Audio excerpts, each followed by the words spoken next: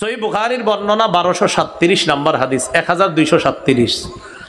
عن أبي ذر رضي الله تعالى عنه قال قال رسول الله صلى الله عليه وسلم أتاني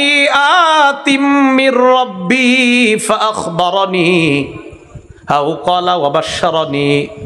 بأنه من مات من أمتك لا يشرك بالله شيئا دخل الجنة নবীজি বলেন আবু যর জিবরাইল আমিন মাত্র আমার কাছে আইসা আমার এক চুপি চুপি কি বলছে জানো, হাবিব আপনার উম্মতের কেউ যদি খালি এইভাবে মরতে পারে যে শিরিক করে নাই, একদিন না একদিন জান্নাতে যাবে। নবীজি আইসা বলে দিস, জিবরিল আমার কাছে আইসা কি বলছে জানো আবু যর, আইসা আমারে বলতেছে আপনার উম্মতরে খালি জানায়া দেন খালি শিরিকটা করবে না, মরবে